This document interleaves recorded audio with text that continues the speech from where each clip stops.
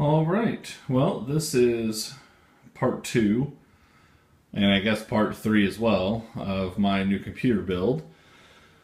So I've got the case laid out, got the front disconnected here, kind of set to the side because today we're doing storage.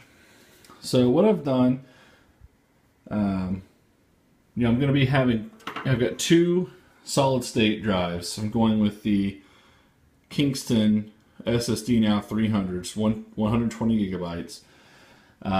Actually using 2 of them. The second one's coming in today. Then they slide in, the front here and will be mounted right here.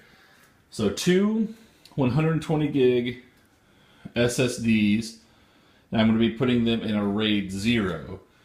Basically what that means is, those 2 drives will be, the data will be split on those 2 drives, and the motherboard will be able to access that data theoretically twice as fast. And that's going to be for my games, programs that I access a lot, that I need to open quickly, perform quickly, that sort of thing. Now for storage, I've picked up a Western Digital black 1 terabyte drive. Could have gone with more storage, but to tell you the truth, I've had a 1 terabyte drive in my current build for a few years. I don't think I've filled it up but maybe halfway, so I don't really download that much, so it's not really necessary to have.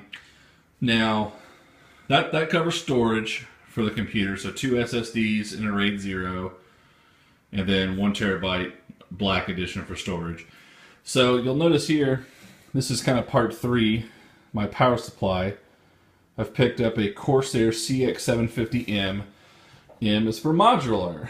So if you look down here, you'll notice that there's only a few cables that actually come out of the power supply itself. The rest are modular. There's these plugs here.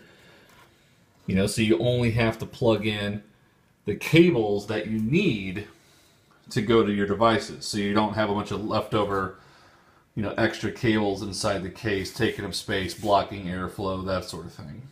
So for cabling, that sort of thing, modular power supplies are king because, cleanliness and cable management and all that. So went with the 750 watt power supply for this build. I only plan on having 1 video card in this case, so I'm not really worried about having a lot of extra wattage. But yeah, I mean, the 750 should take care of just about everything that I need. Modular is going to keep it clean. Next, I'll be having my, actually I think the rest of the computer parts are going to be coming in very soon. The liquid cooling system, the motherboard, and the processor should all be in, in the next couple days, and I should be able to have this build done in the next week or so. So I've been very fortunate with parts. I don't think I mentioned this last time, but it's not really, super powerful part or anything like that. But I just went with the standard DVD burner. Didn't go with Blu-ray. Matter of fact, I almost didn't even want to go with an optical drive because it's very rare that I ever have to use one.